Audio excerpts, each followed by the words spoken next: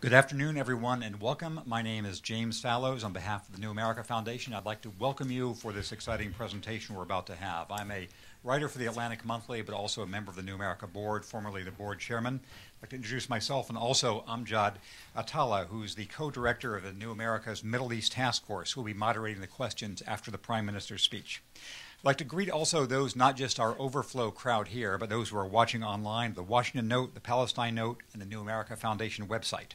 And I'd like to thank the Palestine Note for co-sponsoring this important event. Steve Clemens, a good friend of mine and many people here, had been very much looking forward to being where I am standing right now, but he is stuck in China at the moment, actually is en route back. And I know that situation myself, so I'm happy to fill in for him and try to take his place. But he's traveling back soon. He sends his wishes, and so we appreciate his role in organizing this event. We would not put any. The Prime Minister asked whether Steve might still make it in time. It depends on the length of the speech, perhaps, and whether Steve can amaze us all with his multi-presence.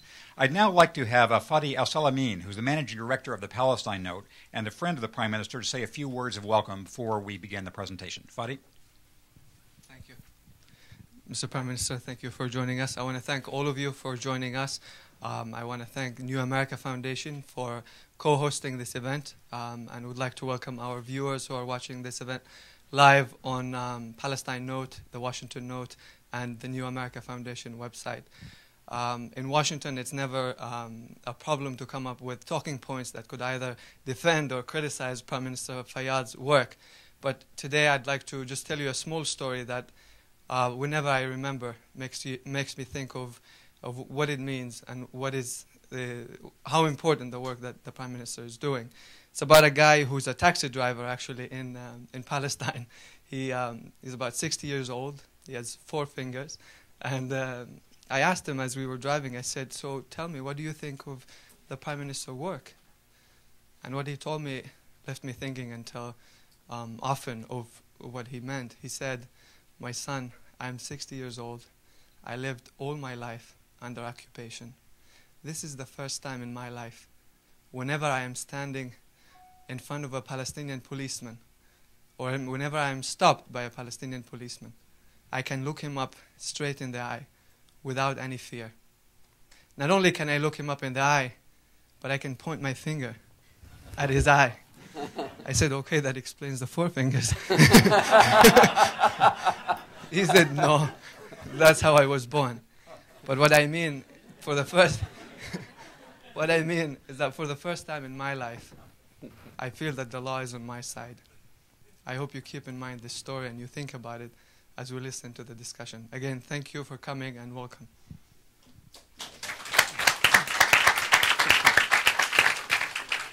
Thank you so much, Fadi. I'll just say a word more of welcome for the Prime Minister, whose reputation is so great that again, almost nothing need be said about him, but more than nothing, because he has accomplished so much. He is, of course, presently the Prime Minister of the Palestinian Authority, before that the Finance Minister, and before that a renowned career in international academics and finance. He has his PhD from the University of Texas, as does my wife, so she wishes she were here, as does Steve Clemens, has worked for the Federal Reserve Board in St. Louis for the National Monetary Fund, and has been in the international spotlight over the previous few years for his plan to establish and rebuild the fundamental infrastructure of a Palestinian state in his 2-year working plan.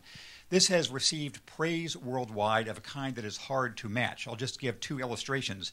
The editor of my magazine, The Atlantic Monthly, when he was the Jerusalem bureau chief for the New York Times, wrote a profile of the Prime Minister, then Finance Minister, in which he pointed out with understatement, the Prime Minister, Finance Minister, has been praised by Colin Powell, Ariel Sharon, and Yasser Arafat. Despite that, he flourishes politically. And in the newest issue of the New York Review of Books, there's a long and positive article about the Prime Minister, which has, just as a footnote, for an example of the sort of worldwide approbation Fayyad receives, see several recent columns by Roger Cohen, who has called him, quote, the most important phenomenon in the Middle East, and Thomas Friedman, who has coined a term for the Prime Minister's brand of, quote, transparent, accountable administration and service, Fayyadism, which he thinks is the most exciting new idea in Arab governance ever. So There are many topics, obviously, in the air now, which the Prime Minister will cover in his speech and in the question period, which Amjad will moderate. The issues of peace negotiations are obviously on everyone's mind. So, with great anticipation and pride on behalf of New America and the Palestinian Note, I give you the Prime Minister.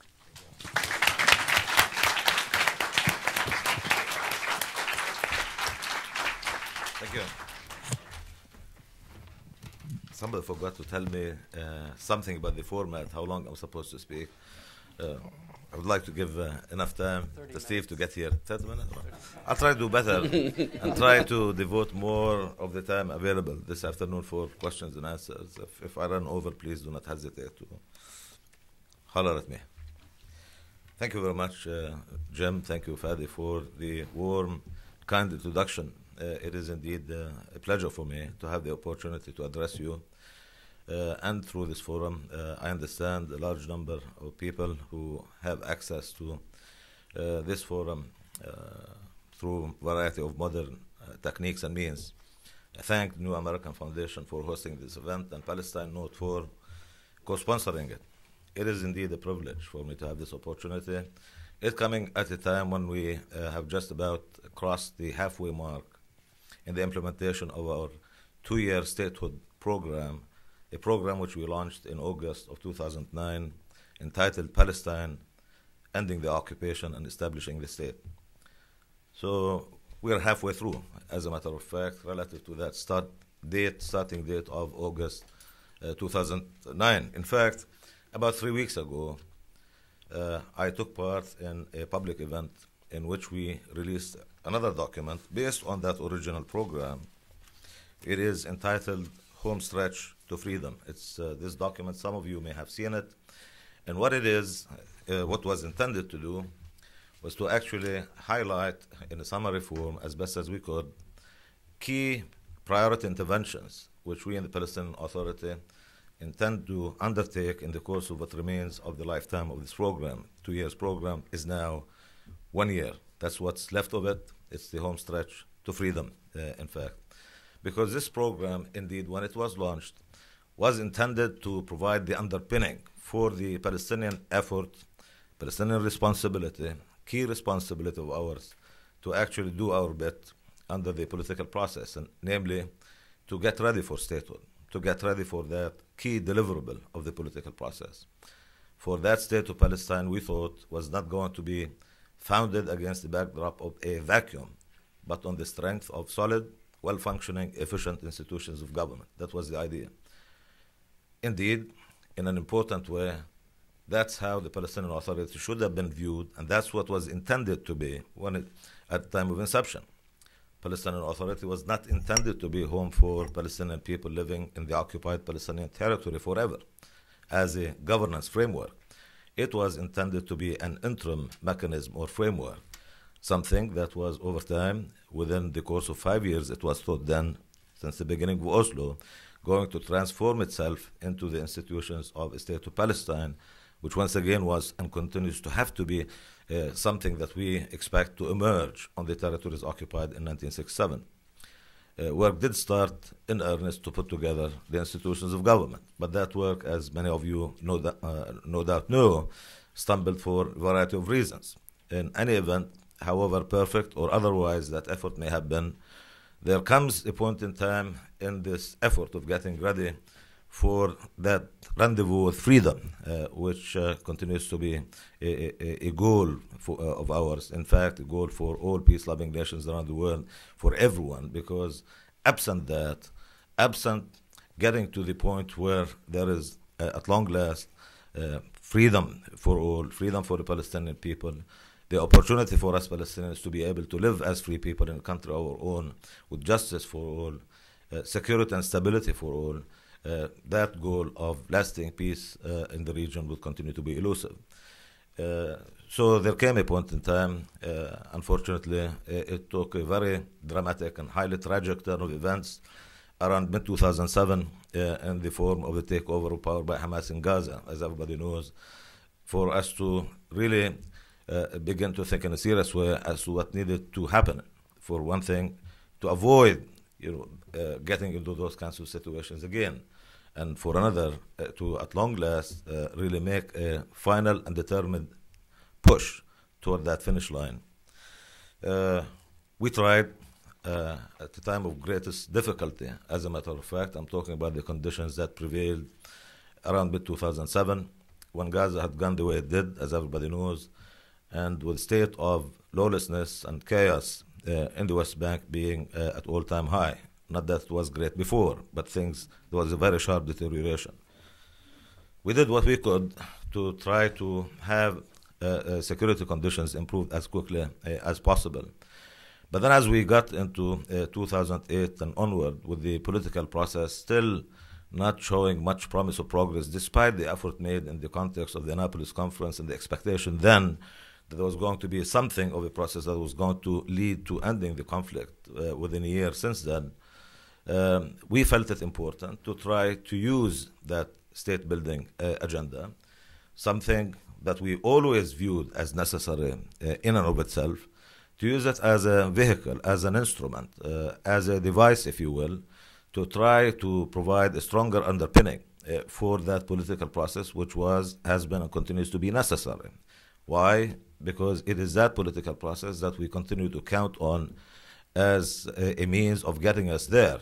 By that I specifically mean something that is necessary in order to bring about an end to the Israeli occupation.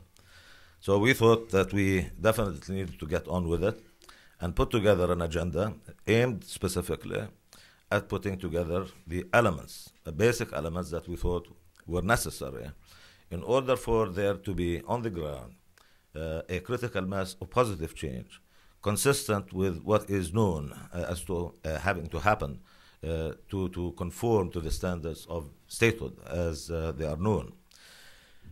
So in early 2009, thinking that there was in Washington, and knowing, in fact, not thinking, an administration that has chosen to deal with this issue early on in the presidency, we thought it important that, as a matter of fact, we come with an agenda that would fit that sort of timeline and would dovetail with the effort which we thought was going to be imminent at the time, a relaunching of a political process sponsored by the international community, led by the United States. It was important for us to come up with something that would dovetail with that and would reinforce it. It was never part of our thinking that getting ready for statehood was going to be an effort, an enterprise, or an endeavor that was going to be in lieu of the political process. To the contrary, we thought then, we continue to believe that we, in our quest for freedom, we need to proceed on these two paths simultaneously. The political process through which we seek to bring the Israeli occupation to an end, and the statehood building track, along which we seek to complete the task of capacity building ahead of statehood. So by around mid-2011, we thought at the time, there would be, in fact, this critical mass of positive change consistent with the emergence of an independent, viable state of Palestine on the territories occupied in 1967, certainly in Gaza Strip and the West Bank, including as its capital East Jerusalem. That's what this is about. Of course, at the time we launched this, the reviews were mixed. There was some sense of positive anticipation about this. I analyzed due to the fact that when it was launched against the backdrop of a little bit of an experience that people started to have with this philosophy, if you will, approach, given what we've been able to accomplish against the backdrop of odds that were not so favorable, in particular in the sphere of security. I myself thought around mid-2007 that the task was so enormously difficult, if not indeed impossible. Having succeeded, thankfully, in turning things around in the security sphere, that was important, of course, in and of itself. And I speak from experience, and also the experiences of our own people who have endured very difficult period and long one of lawlessness and chaos, with all the devastating consequences that came with that.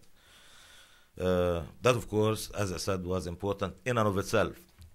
But something else happened that was of extreme importance as a result of that success against the backdrop of this perceived difficulty, if not indeed outright impossibility. Sense of self-empowerment started to emerge on the part of our people, and I thought all along that was going to be absolutely necessary to have, if in fact one day we're going to be able to end that Israeli occupation. And as a matter of fact, this is something I always thought about.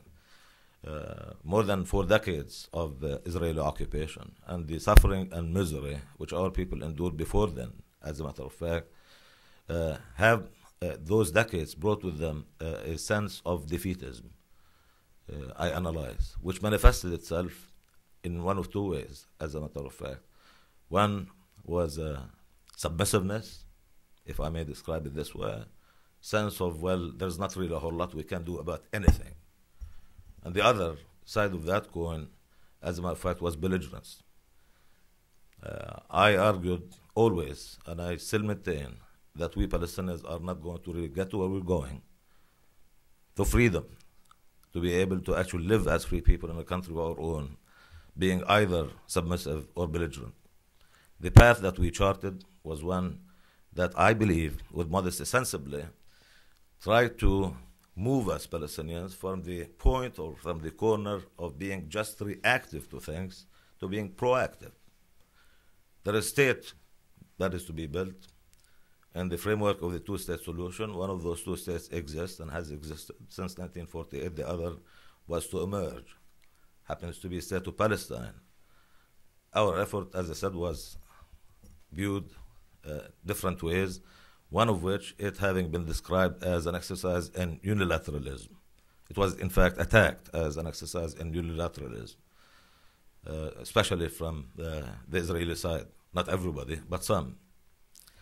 To which I always responded by saying, indeed it was, continues to be. It is an exercise in unilateralism relative to the goal at hand. The goal at hand was to prepare for statehood. And the state of Palestine was the state that had to be built. And if we Palestinians do not do it, who's going to do it for us? In that sense, and in that sense alone, it's an exercise in unilateralism, as it should be. That's our own responsibility, first and foremost toward our own people, but also consistent with obligations and commitments we took and undertook in the context of the peace process. Once again, with the key deliverable of that being a state of Palestine or Palestinian statehood. Variety of reviews, that was one of them.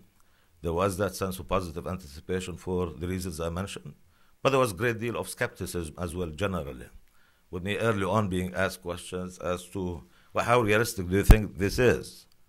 Do you really think you're going to be able to do that in spite of the occupation, in spite of Israel and all of that sort of thing? What is the extent to which you feel assured? Can you promise us anything? You must have talked to somebody. I mean, there were things like that. There's no way we'd have launched a program like this ourselves without having cleared it with the powers to be. By the way, that sort of thinking or reasoning is consistent with what I told you about defeatism. In fact, it was an effort that was completely conceived domestically and nationally by us, without a whole lot of prior consultation with anyone outside the Palestinian Authority. It was just really tossing ideas around, asking what it is that we can do to change our lot, to really actually move from a corner of being just reactive to being proactive, try to do something, try to be positive, and yes, indeed, try to deal with a key problem associated with the so-called interim period having theoretically ended in May of 1999, but then subsequently, with all of us seeming to have ushered into an open-ended interim period, pointing to a specific timeline that we thought was going to be necessary in order for us to be able to complete the task of capacity building was the most constructive way by which Palestinians, we thought, we could signal our complete unhappiness with an open-ended interim period, rather than get into statements of, gloom and doom looming if our cause does not get addressed adequately or in the way that we really would like to see it addressed. these are some of the ideas and some of the reactions that we had to encounter, but skepticism still endures. Although, happily, less of it today than existed at the time we started implementing this program. There were elements of strength, elements of weakness for sure, that were there and continue to be there today. There's some truth, obviously, in objective terms, to the thinking that it was not going to be easy. We never thought it was going to be easy. Our life under occupation has been extremely difficult, to say the least, in whole variety of ways, whether in the security sphere, whether in the economic sphere, whether it is in the day-to-day life of ordinary Palestinians, all wanting to just go about their lives. That's well documented, and I do not need, therefore, to spend too much time on it. But what I'm really saying is that we were not too sanguine on all of a sudden conditions changing in a way conducive to us being able to do this in a hurry. That, unfortunately, did not turn out to be a wrong expectation. We experience these difficulties. We have to deal with them every day. And that's why it should not be surprising to anyone when you read through the foreword of that original document, not this one, but the one that we actually published in August of 2009.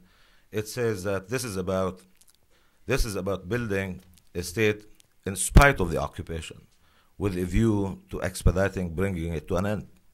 That's a key motivation, a thought underlying this whole approach. Again, there remains skepticism, which I understand, as a matter of fact, once again, in the main, related to as to whether or not we're going to ever be able to do this, given the adversity associated with the occupation, including continuing settlement activity and all that brings with it, including continued incursions, military incursions into our own cities, areas where we had deployed our services, security services, with all the risks that come with that, not only in an operational sense, but the obvious political risks associated with it. Those incursions grossly undermine our credibility in a political sense, obviously, and render this exercise as one that could be seen as an exercise in adapting to the reality of a prolonged occupation, as opposed to it being an effort or part of an effort aimed at ending it. That's a serious political risk that still exists, and I acknowledge it, for sure. But that's not to say, because of that risk, we should not be doing what we're doing. To the contrary. Nor have we ever asserted or thought that by itself, the effort to get ready for a state was going to bring us freedom. It certainly was going to bolster our chances of getting there by reinforcing the prospects of that political process to produce that which it had failed to produce for a long time right now. It certainly beats being reactive and just sitting on our hands complaining about things. There's a whole lot to complain about in Palestine, believe me, even to cry about. And I do a lot of both, but that's not enough, as a matter of fact. Alongside all of that, I think we all can agree that we Palestinians should try in the best possible way to do the best we can to get ready for that rendezvous with freedom, something which we definitely feel today a lot closer to. Not because I don't see the difficulties associated with the effort to try to get the negotiations to move forward and to produce what they have to produce, but because there is in Palestine that strong sense of self-empowerment that we can rely on again, as a matter of fact. Something positive, as a matter of fact, which, as I said, was a direct consequence of successes that we were able to have.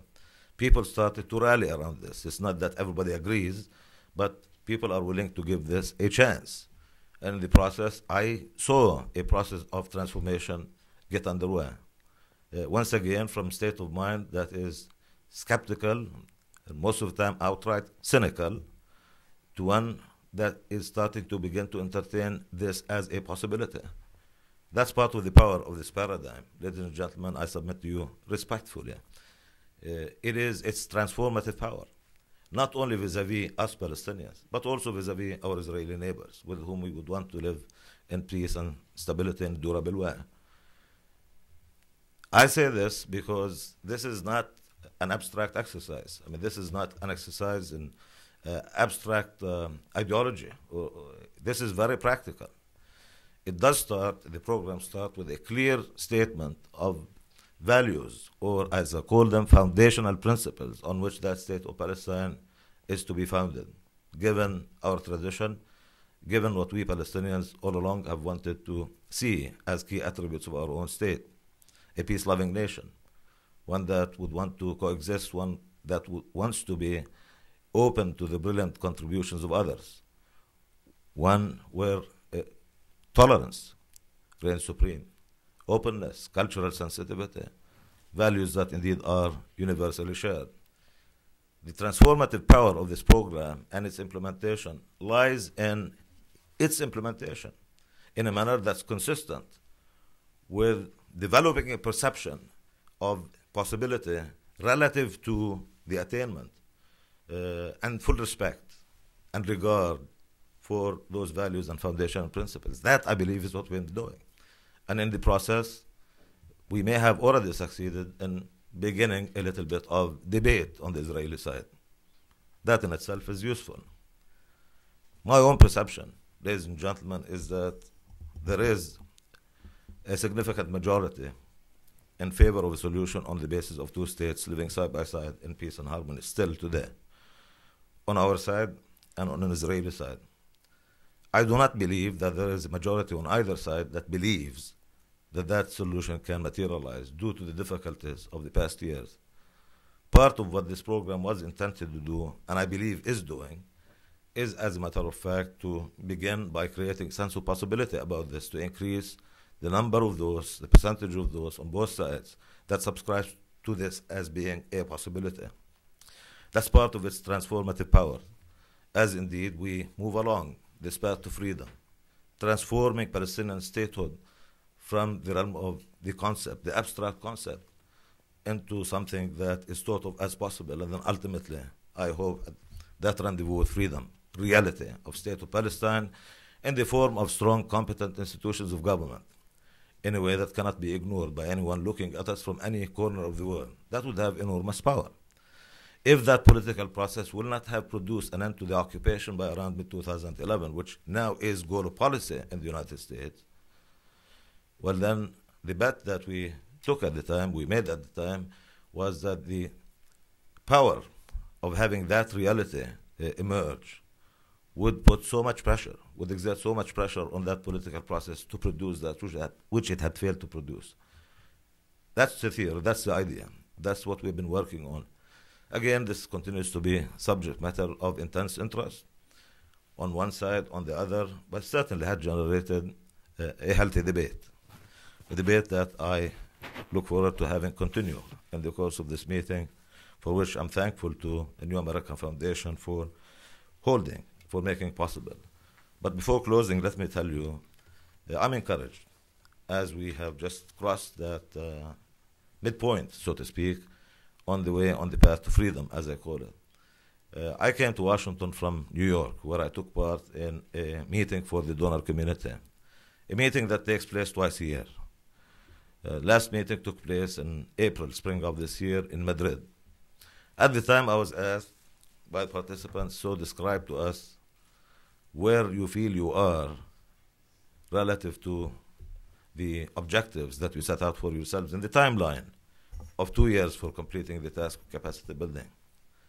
I answered by saying, well, my perception is that we are approaching the final turn toward the home stretch to freedom, hence the name of this document, as a matter of fact. I came from the subsequent meeting in New York, which was held actually the 21st of this month. The meeting, as other meetings of its kind, it's called Ad Hoc Liaison Committee meeting, matter of record, is informed by reporting by international financial institutions like my former employer, the IMF, and the World Bank, as well as various United Nations agencies. They all have very favorable assessment of the progress we've been able to make under adversity, but significant progress over the past year. One of those institutions, the World Bank, had the following to say in a report that it submitted to the meeting. And I quote, this is in the executive summary, and it's available on the World Bank's website. If the Palestinian Authority maintains its current performance in institution building and delivery of public services, it is well positioned for the establishment of a state at any point in the near future. I rest my case. Thank you so very much.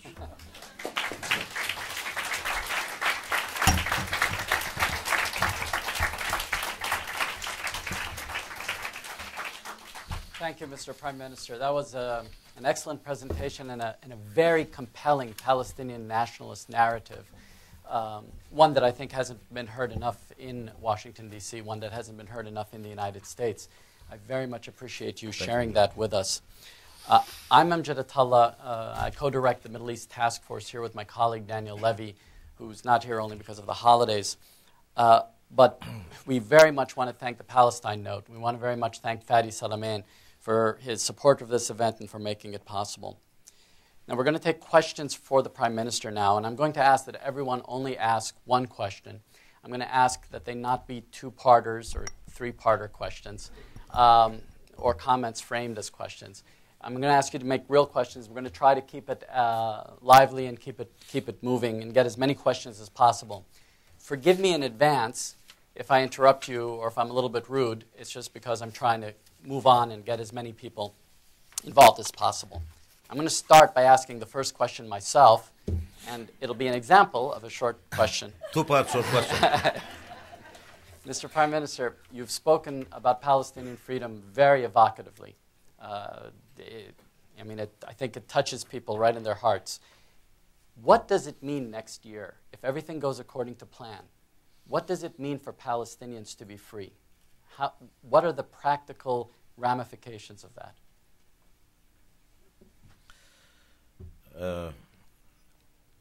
Like things that you aspire to get, which you don't have, and especially given decades of deep sense of injustice, which actually affected our lives. Not only, I'm talking about Palestinians, but probably the region as a whole.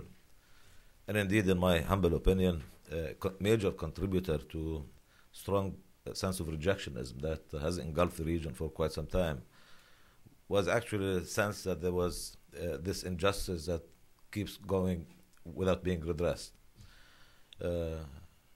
And certainly, that is central to what it is we're trying to achieve. It would be a culmination for us of a very long journey, as a matter of fact.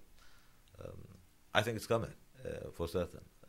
And I certainly hope in everything that we have been trying to do will be there something that will contribute to making that part of reality for us Palestinians, but for everybody. Think of being able to, go on with your life and be able to, we're talking about people at the individual family level, free of worry, not only in a security sense, which is very important, but this whole, political commotion, which certainly members of my generation, grew up with, everything being seen through the prism of a conflict that never seemed to be amenable to resolution.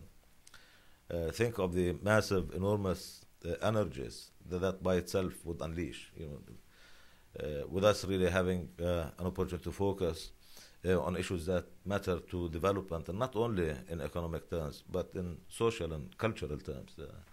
Think of vast areas that we really need to begin to do things in a very serious way, in terms of basic rights, equality, raising women's participation in labor force. Today, women participation rate is a mere 14%.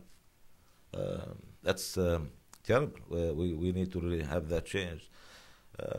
In our case, as in the region generally, that's my own sense. That's been a problem that has inhibited progress. With this conflict continuing to be unresolved, going unresolved. So I believe that in addition to tremendous sense of emancipation and all that comes with that, by way of elation, I believe it would be an opportunity for us in Palestine as elsewhere in the region to do that which countries that have been free of those kinds of conflicts to really get on with it and develop our society and provide opportunities for our young men and women for a better future for all of them. I'm going to ask you when I call, Andrew is going to be carrying the microphone around, and I'll ask you to wait for the microphone and stand up, say your name and your affiliation, and to ask the question. We'll start up here, Andrew, with Taghreed. أهلا مستر تغريد أولا. All my respect to what you are implementing in the West Bank, but the weakness is the isolation of Gaza and the continuation of not implementing such a strategy in Gaza.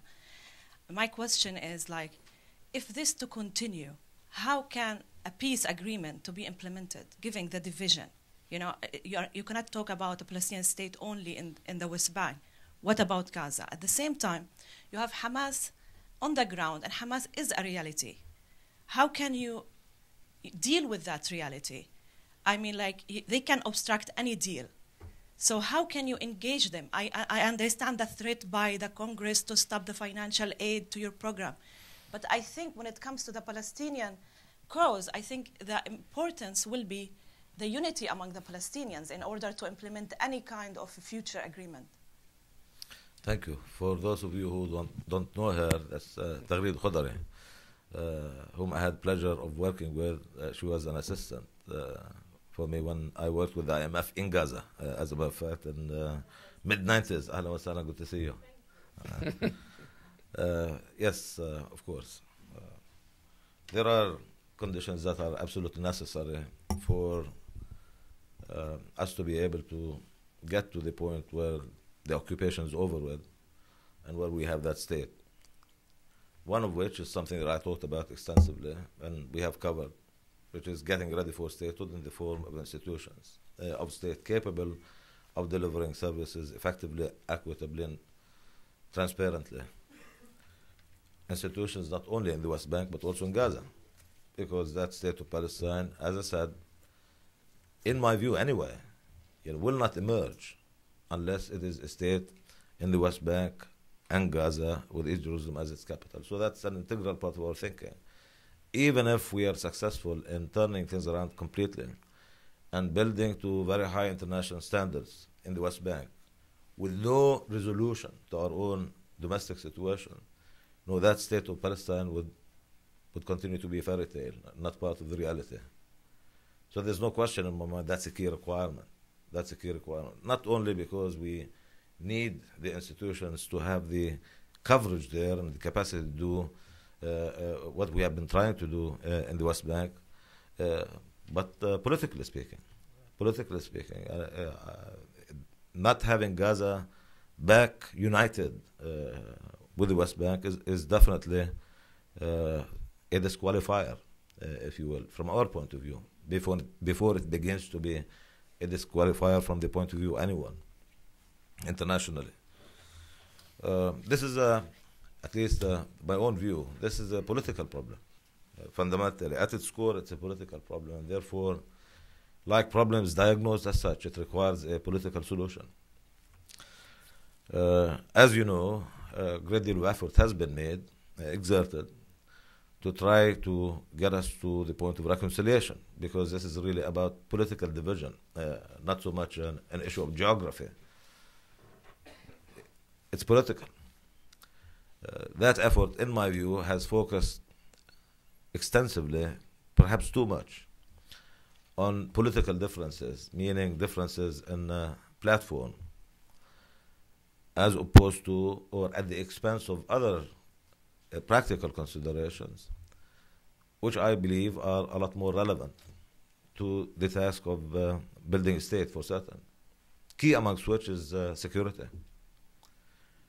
Much of the discussion so far has been focused again on whether or not I was, in fact, myself, finance minister in the National Unity Government that was formed after the Mecca Accord on the basis of political understandings, a platform where an effort was made to try to have language that was considered to be acceptable internationally relative to so-called quartet conditions, if you remember.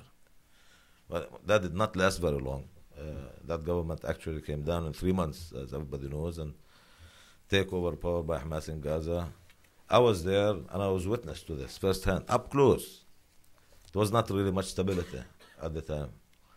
There was not really a sense of settlement. There was not a sense that this was going to be durable. In my humble opinion, not so much because the political platform was vague or ambiguous or anything like that. To me, it was clear enough. It was possible for me as a member of that cabinet to stand up and say, I'm finance minister in the Palestinian National Unity Government, and I've always subscribed to the platform of the PLO and continue to do. So, I mean, it was clear enough for me. Not seen that way by others, fine, but that's not why that government came down. That government, in my view, came down, and that separation continues to exist because other practical issues have not been considered adequately, key amongst which is security. Let me explain what I mean by that and why I believe it's important. For us Palestinians, in the main, this is about being able to have a state of our own. And what is a state if it is not based on the notion that the state and the state agencies should have sole purview over decision-making and security? Relative to our own goal of statehood, that ought to be a unifying theme. It's a theme that basically, therefore, should exclude the possibility of militias acting outside of the purview of government, for example. This is key. This is very important. That's one. Two, I think taking advantage of our own experience and away from issues of ideology, if I can abstract from those a little bit. If you take the PA and its security posture, the security doctrine it has adopted and continues to adopt and message on publicly, a doctrine that is based on dealing violence out of the equation completely. That's our position. That's the doctrine on the basis we operate, for sure.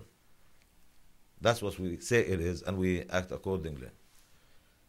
If you look at the situation in Gaza, particularly over the past year, few months, I think it's fair to say and conclude, based on observing Hamas's own behavior, that they've been trying to avoid violence as Hamas. I mean, it's not that violence has been dealt out of the equation completely, but I think in fairness, there appears to be an effort made. Certainly there's a desire to avoid seeing violence out of Gaza. Now, instead of engaging in they say, we say, which has unfortunately become very typical of the Palestinian political scene, why not use that as a basis for moving forward as a point of agreement? Ours is a position that we have announced and we have taken. It's a public position. We accept it. All that is required is for there to be an understanding with Hamas to actually turn that which they practice effectively in reality on the ground into an accepted doctrine. If we do, then we have a key building component, for the state, agreed. At which point we can say, we Palestinians are of this view on the security front. I think this would be enormously important. We Palestinians have engaged for much too long, I think, in discussion, expressing our unhappiness with there being international conditions laid on the kind of government we can have in the form of specifically the quartet conditions. That, I think, is a fair point of discourse. But at the same time, if we really, as a matter of fact, move, once again, if we assume the posture of somebody who would take action, would initiate action rather than just complain and get it right in security and go to the world and say, on this point, we speak with one voice. And as we do so, by the way, we're not doing anyone else a favor but ourselves relative to our own objective. Because building towards statehood on the one hand and security pluralism on the other, meaning militias and the like, are two parallel lines that will never meet. If we can summon the courage necessary to just say that and accept it, and turn something that actually is happening and being practiced on the ground into policy, and say this is policy, I think we are good part of the way toward our goal. We have something to build on. then we're left with political differences. I do not want to belittle those. They are important. They're significant in Palestinian context, given the history, given what brought us into being as Palestinian Authority, the agreements, the obligations, the commitments. I do not make belittle. I do not make little of those, for sure. At the same time, I think it's sensible to argue, should be acceptable, that this is a form of political pluralism, something which is regarded as a sign of maturity, political maturity around the world. We Palestinians should not be viewed as different. I mean, well and good if we can all converge on the platform of PLO, having struggled for too long to get the PLO to be our sole legitimate representative. It would be good and constructive. But if we can't, all that would be required is for us to find a sensible way to govern ourselves, notwithstanding these differences in political disposition. We'd not be the only country doing that sort of thing. Indeed, we need look no further than to our next door Israeli neighbors. They're governed by a coalition government. To the best of my knowledge, there's only one party on that government whose platform accepts a two-state solution. That has not stopped them from being able to interact effectively with the international community. We can do the same. I believe we can. Our case for doing it will be much bolstered if, in fact, we can deal with the issue of security in the way that I described to you. This is one. Two, it being a political question, I think we should try constantly to come up with initiatives that are responsive to the needs of our people in Gaza. Regardless of the political differences, these are Palestinian people. They are our people. Well, in Gaza, West Bank is the same. One people. They have needs. Less than 10% of water supply available in Gaza is adequate or suitable for human consumption. That's a major problem. Can something be done about that? Yes, we're trying to do something about that. Available power supply is highly limited in Gaza. Can something be done about that? Surely, it can be done. Schools, not a single new school has been built in Gaza for more than 4 years now. There is an urgent need for doing something. There is a narrow agenda, highly focused, of a number of initiatives that can indeed be implemented. Now, there has been some easing at long last, not removal, but some easing of the blockade imposed by Israel for way too long on Gaza. If that can be exploited to the fullest extent possible by pursuing initiatives like that, that I think would bring people together. The closure of Gaza, the siege on Gaza, was extremely destructive relative to the goal of unity, for sure. Having openness would help. In this sense, therefore, I cannot think of anything that can be more important than putting the issue of safe passage between Gaza and the West Bank back on the table in a hurry. I don't know if all of you are familiar with the term. Safe passage is supposed to refer to a link, refers to a link between Gaza and the West Bank. It's part of the interim agreement of Oslo. It's not a permanent status issue. It's an interim period issue. It's something that should have happened in the 90s. As a matter of fact, it didn't. It has not happened. The last time it was discussed in any serious way was in 2005 in connection with the Israeli disengagement from Gaza, but then was set aside given the evolution of political developments on our side. Now is the time to put that issue back on the table. It will take some time to agree the concept of safe passage, although progress was made in 2005. But I think that in itself would begin to lift the spirit of people, give them something to think about in a positive way. Possibility of having Gaza and the West Bank linked. Certainly a part of the permanent status architecture of that state of Palestine, but putting it on the table right now would be extremely helpful.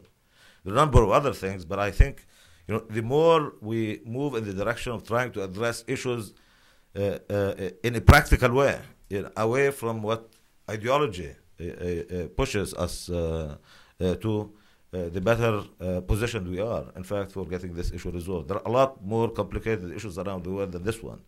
It can be resolved. I honestly believe it can be resolved. Well, after all, it must. For if everything else goes well, according to the book, in every possible way, but this one, we still would be barred from the possibility of being able to live as free people in a country of our own. This is how important this is. Thank you. Matt? Matt Duss, Center for American Progress. Thank you for being with us this afternoon. Recently, Prime Minister Netanyahu introduced a new demand which is that the Palestinians recognize Israel as the Jewish state. Why do you think he's introduced this demand now, and what do you think some of the implications of this demand might be for the peace process? I'd ask Mr. Netanyahu as to why he did it. I honestly, cannot but speculate. I mean, let me say the following to this. Under Oslo Accords, as everybody knows, we recognized Israel's existence. Actually, we did more than just recognize Israel's existence back in 1993. It was a lot more profound than just recognizing Israel's existence. We had recognized then Israel's right to exist in peace and security. It's a very high form of recognition, if you will. Mutual recognition amongst nations is typically not that way. So when countries recognize each other, members of the United Nations, and life goes on. In this particular case, we Palestinians, through the PLO, acting on behalf of all Palestinian people, in the occupied Palestinian territory and everywhere, recognized Israel's right to exist in peace and security. In passing, let me tell you what we got in return at the time. You would think that in return for this recognition, we'd have gotten recognition on the part of Israel, government of Israel, of our right to statehood as Palestinian people. I think it's only logical to think that way. That wasn't the case. If you actually review the so-called declaration, hi Rob, Rob will tell you what I'm telling you is true. If you actually go through that declaration mutual recognition, you will find that actually on the Israeli side, it involved Israel recognizing the PLO as a representative of Palestinian people. That's all. That is all. You recognize a country's right to exist in peace and security in the way that country chooses to define itself as a product of its own internal political processes. I think that's more than any country can be expected, or we're not even yet a country, and we're not promised to be one in the context of that declaration. More than any country can be expected to offer. Besides, I remind everybody that this issue never really came up in the peace talks between either Jordan and Israel on the one hand, or Egypt before that and Israel, in the context of the peace treaty concluded with these two countries.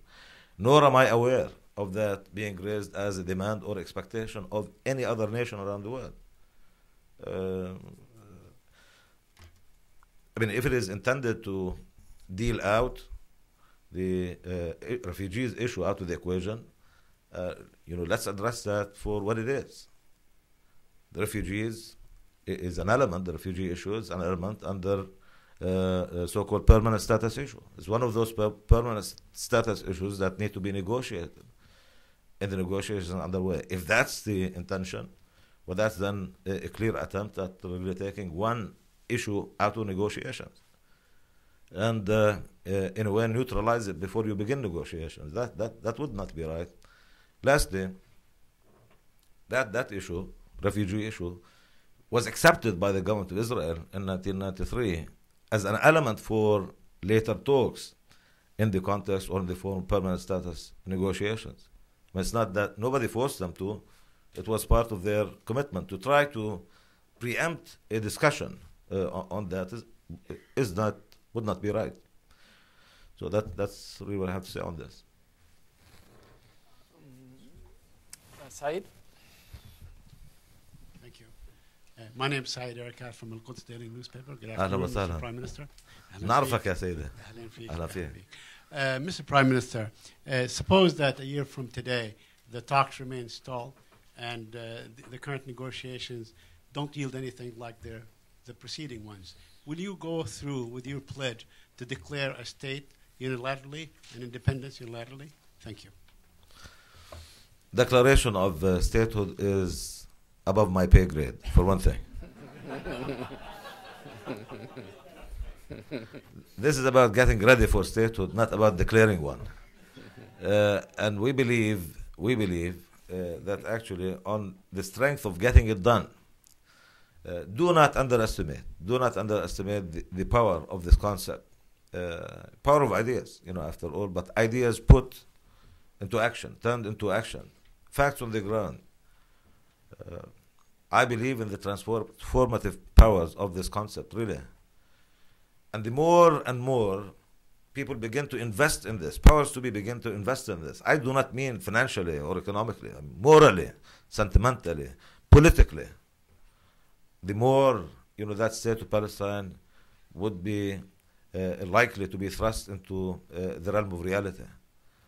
What we really are seeking to do is to create sense of inevitability about statehood. But there's nothing wrong with being this ambitious. You can choose to be skeptical about this. I mean, that's fine. It's your right. But then, more often than not, and more likely than not, given the natural tendency for statements like this to become self-fulfilling prophecies, I'd much rather, err on the side of being optimistic, on the side of being ambitious, on the side of thinking that, in fact, if we will it, it's going to happen. And the more we engage people this way, especially the Palestinian people, I'm especially grateful for the fact that a great number of them have rallied around this vision, and they are very supportive of it. And by the way, what is it that we really lose on our path to freedom as we prepare in earnest for statehood and all?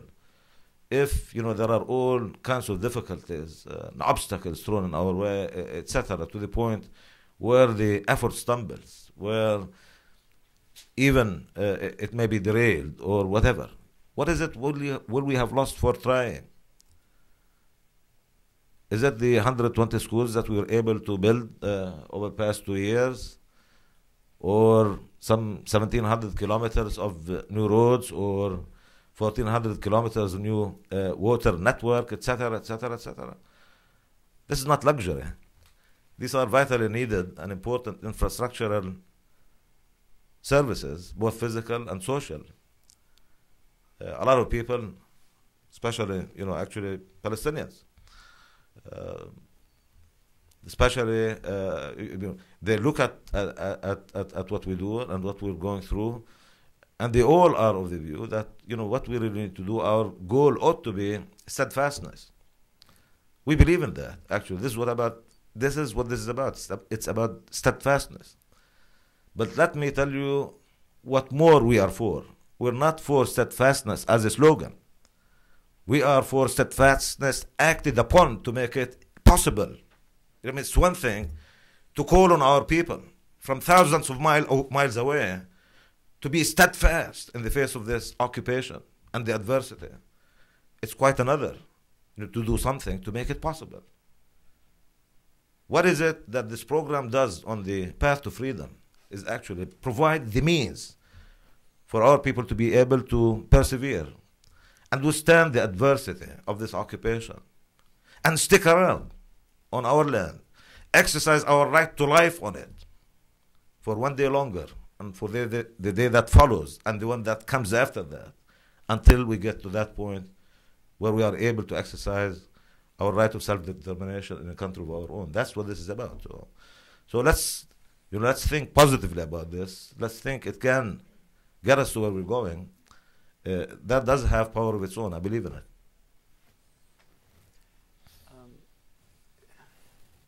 I'm trying behind Tom and then the gentleman behind, in the blue shirt. We'll start with him and then we'll go to Tom. Yeah, hi, Paul Verdine with Sabeel DC Metro affiliate group of Friends of Sabeel North America.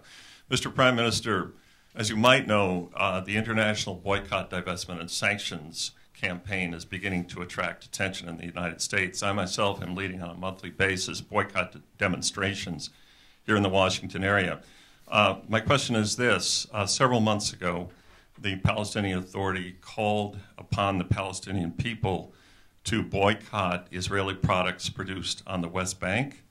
And if I'm not mistaken, the PAS called for, within a few months, a work stoppage by Palestinians in the Israeli settlements. Do you support these measures? And more importantly, perhaps, do you see these as supporting the peace process or interfering with the peace talks that are going on? Thank you. Thank you. I do support the boycott of settlement products, and I lead it. As a matter of fact, it's my government that has sponsored it. And we do not see this as contradictory with the goal of getting negotiations to take us to where we're going. We equally believe in the political process, and I told you, to the exclusion of everything else or anything else, as the framework that will take us to the goal of ending the occupation. There is no inconsistency there. By boycotting settlement products, our people are exercising their right to say no to the occupation. This is about something that is illegal under international law. The settlement enterprise of Israel in the occupied Palestinian territory, all of it in its entirety, is illegal under international law. That's what various bodies of that law would tell you explicitly. It's a position that the international community concurs in, and you will find statements to this effect made by important countries and group of countries around the world. It's not a recommendation. It's a requirement under international law. But unfortunately, the world may have become conditioned, in the case of the Palestinian-Israeli conflict, to viewing non-compliance with requirements of international law as things that could happen or entertained, as if those requirements were mere recommendations. If that's the view that we take and we expect the world to take, and we do, well, it stands to reason, therefore, that we, before anyone else, act on it and deal with settlements and their products as illegal. This is, as a matter of fact, a manifestation or an element of expression by our people, something we support. And I reiterate that, of the rejection of the occupation and of the settlement enterprise and what it represents in terms of devastation. It entails by way of devastation so far as the prospects of emergence of that independent, viable state of Palestine on the territories occupied in 1967, because that's where those settlements continue to expand. So that's our position, yes. But I do not think that's at all inconsistent with pursuit of peace in the context of the political process at all.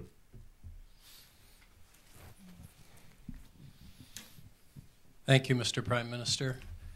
Your eloquent statement and booklet remind one of another document called The Long Walk to Freedom.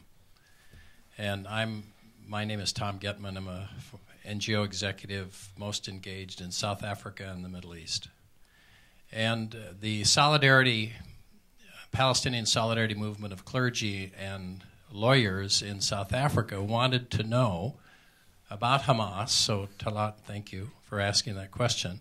And they wanted to know about the ICJ, International Criminal Court opinion about the wall, and about whether you were getting good support in the UN and through your direct contacts with the Arab League, good support from the Arab nations in your desire to keep your program going. Thank you very much. Thank you very much. In terms of the ICJ ruling, which you referred to, in fact, in answering the preceding question, I was reciting paragraphs of it. This is the ICJ ruling, for those of you who have not been exposed to it. This is the ruling, the advisory opinion that was issued by International Court in 2004, July 2004, on the wall, wherein it was found, and this is legal language, that the wall was itself a form of settlement activity, and that settlement activity of all kinds was illegal under international law, and it called on all parties actually to deal with that as such, as a matter that's illegal under international law. A significant element of that actually relates to obligations on third parties that the ruling places in connection with dealing with settlement activity or with wall construction and all, in the sense of the responsibility it places on third parties in case they deal in matters related to settlement activity. And that is why you find, as a matter of fact, now a number of companies refraining from continuing to do things that are related to the settlement enterprise, the wall, or other aspects of settlement activity in the occupied Palestinian territory. That's an important element of international law, and I believe it should continue to be pursued. And what I said about that, which we Palestinians are doing, is very much consistent with that. I mean, settlement activity is definitely most destructive. We are, I have to say, heartened by the fact that after many years of settlement activity being referred to as illegal under international law, after many years of stopping to refer to settlement activity that way, no, settlement activity started to be looked at in those terms anew. Going back to early 2008 specifically, when the EU, after many years once again of abandoning that language, came up with language that said precisely what I told you. Settlement is illegal under international law, and also the settlements constitute an obstacle to peace, something that was more in vogue actually between the time when they were found inconsistent with international law or illegal under international law. There was an erosion over time in policy, with them being referred to as obstacles and sometimes a little bit of an inconvenience. So it was, as a matter of fact, good that the issue started to really be looked at again through the prism of what international law requires. I think we need to see more of that, going forward. International law is there not without reason. It should be respected. It's code of, basically as an overarching code of conduct for the community of nations in order for all to be able to coexist peacefully and constructively together. About Hamas, I don't know if on the basis of the question I would have more to add relative to what I said. Okay, thank you. Okay, thank you. Up here.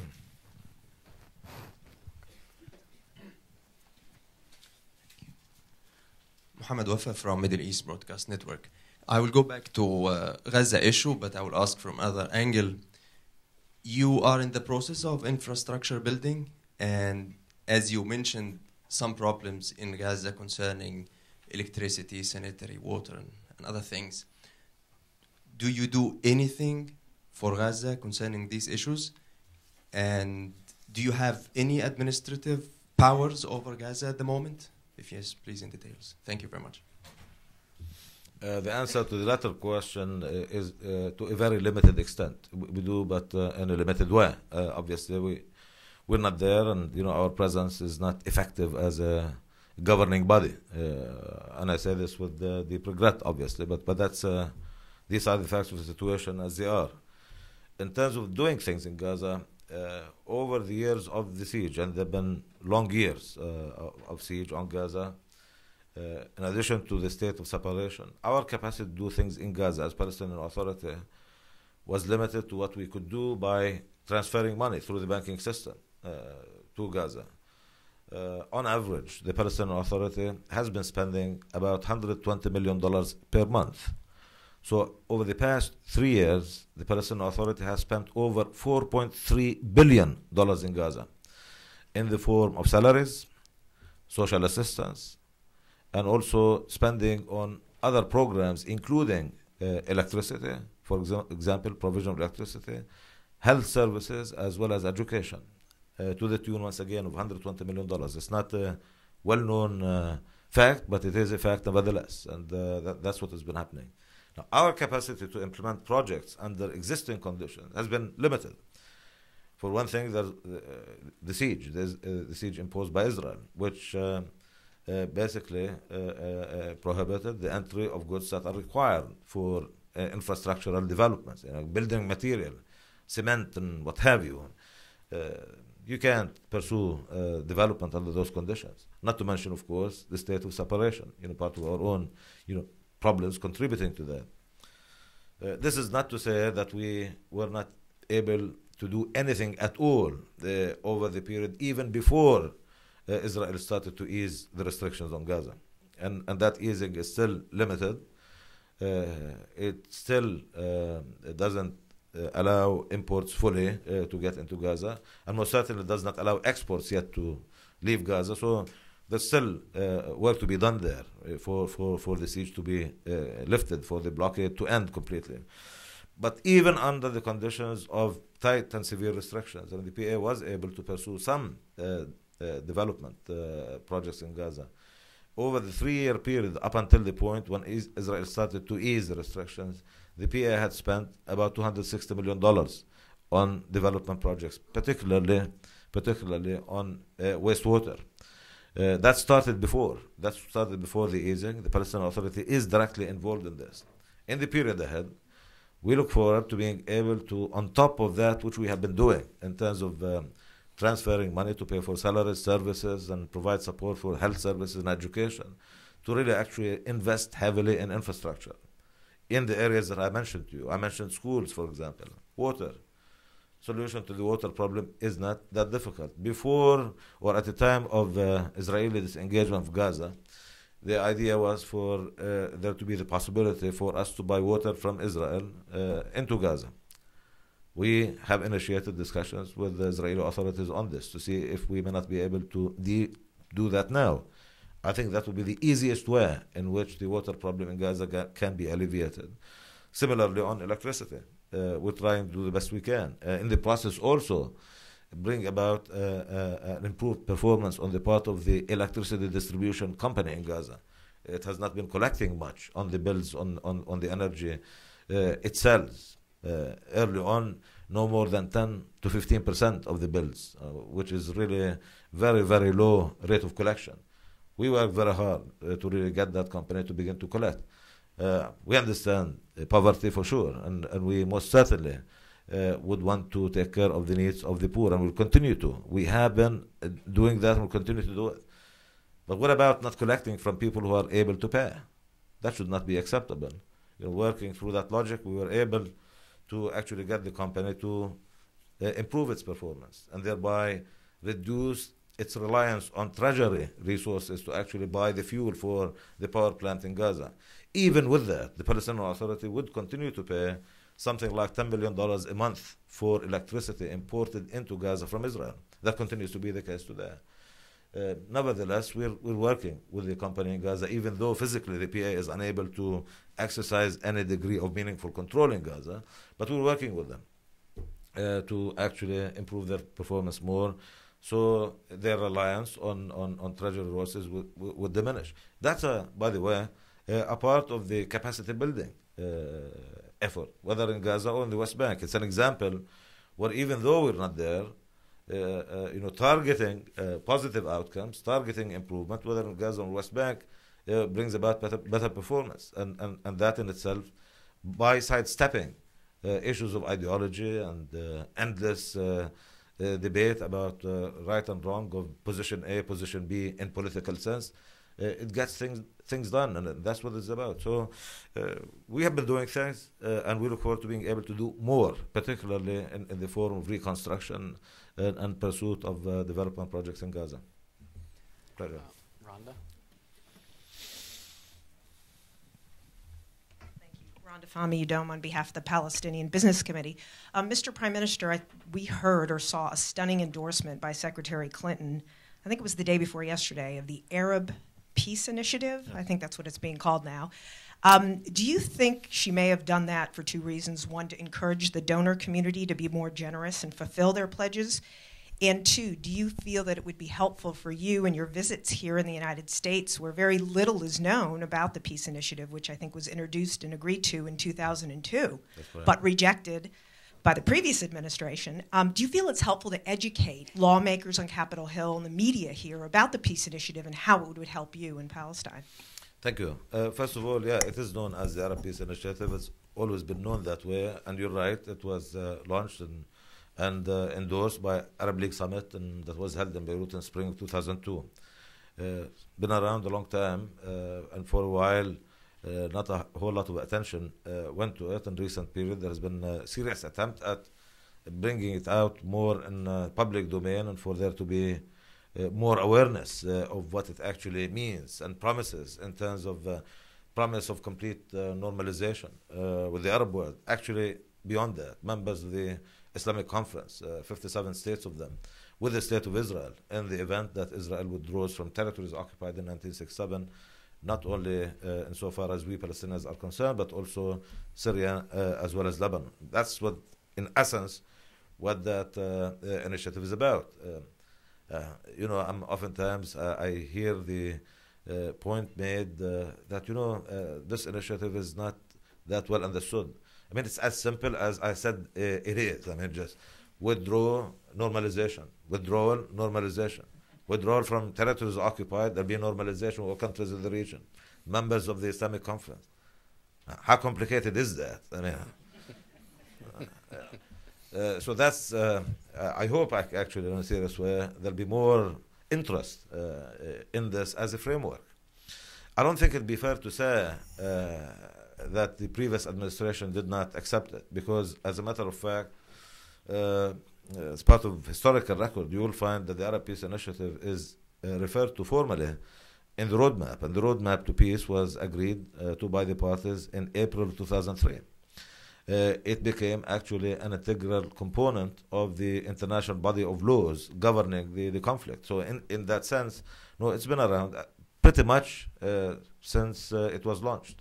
Shortly after it was launched, it has been there, again forming an integral part of the terms of reference for the process that we've been trying to resuscitate recollection of, actually, as part of the effort to try to get the negotiations to get started.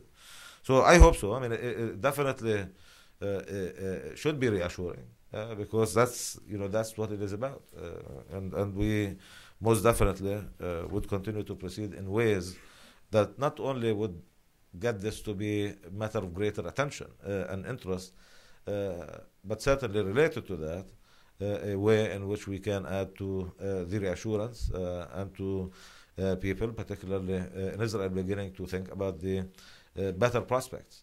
If in fact, the Arab-Israeli conflict is brought to an end, to a resolution. Okay, we're going to take just one more question because we have to stop at 3:30 because of the Prime Minister's schedule. So, Susan, I'm going to let you ask the last question. And, Mr. Prime Minister, you can answer that question. You can also make final remarks if you'd like. Thank you. My name is Susan Wilder. I'm the Middle East Policy Representative for the Evangelical Lutheran Church in America. Thank you very much for your very informative presentation. When you were talking about obstacles to Palestinian self-determination and Palestinian development, you talked a lot about settlements. You also mentioned the military incursions into Palestinian territory. And I wanted to ask you if you could say more about those and about what is and can be done to stop them. Thank you. Thank you. I include, of course, under those violations and provocations, what goes on, obviously, in East Jerusalem, including a state of heightened tension over the past 24, 48 hours. I include settler violence that is often reported on, and you see what it has meant, not only in terms of terrorizing our own people throughout the country, but the damage, destruction that came along with that. So there's a great deal that's going on on the Palestinian scene that is not easy to relate to if you're living abroad. It's part of harsh reality. That's part of daily life of our people. Whether long waiting time that our people have to endure at checkpoints and what have you. Whether the delays encountered in securing permits made necessary by a capricious control regime on development in a large chunk of our territory labeled as Area C under Oslo, some 60% of the world, West Bank, Jordan Valley included there. Whether it's other forms of restrictions that really make it impossible, virtually impossible to plan in any meaningful way. Restrictions that lead obviously to enormously high cost of doing business in Palestine in the form of higher production and distribution costs, exemplified by, for example, an average business having to keep inventory of about equivalent to about 70 days of production as compared to just in delivery in the United States, with all that implies by way of higher cost, because of capital tie-in, etc., etc. I mean, that's just part of life.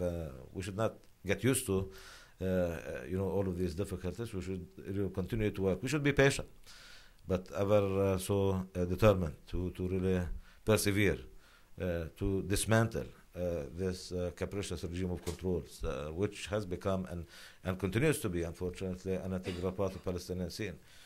And that is, a part of what is meant when we say occupation, oppressive occupation, and what have you. It's a term that I can understand not many people of this age can relate to, because occupation has not part of the experience of nations in recent history. What does it really mean? It's basically holding up an entire nation and people against their will. I mean, it's not that we are begging the Israelis to stay. We're begging them to get out of our backyard. I mean, that's what it is. With all that has come from an occupation that at no point since it happened appeared to be on its way out. That's part of the problem that we really have to deal with. And if I may just conclude on this, occupation has been there for well over 4 decades now, and we certainly are working hard and wanting to see this end. Part of what really needs to happen in a hurry, if not the end to the occupation itself, is for there to begin to be signs of it ending. As in, for example,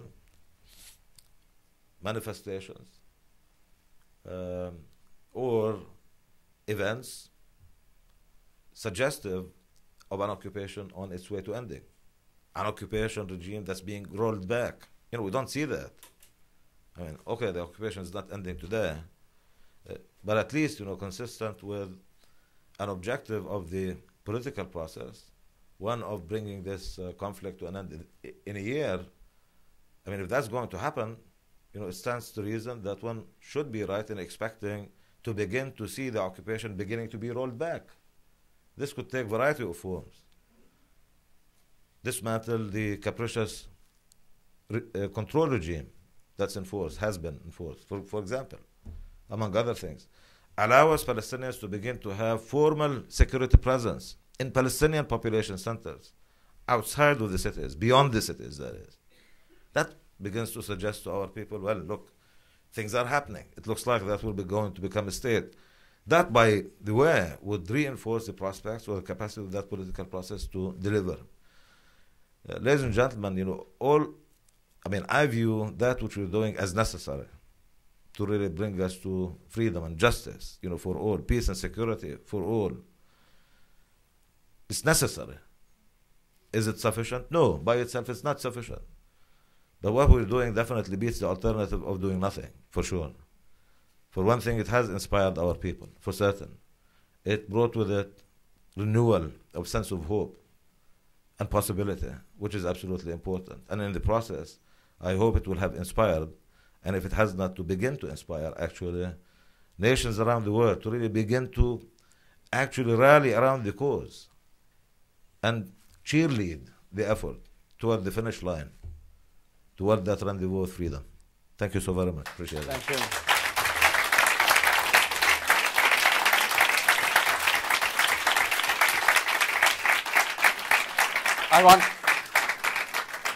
Thank you very much. I want to just thank everybody who came today and all of those who are watching online. And as well, of course, I want to thank the Prime Minister for his remarkable and inspiring remarks. You've been very generous with your time today with us, and you always have an invitation to be at the New America Foundation.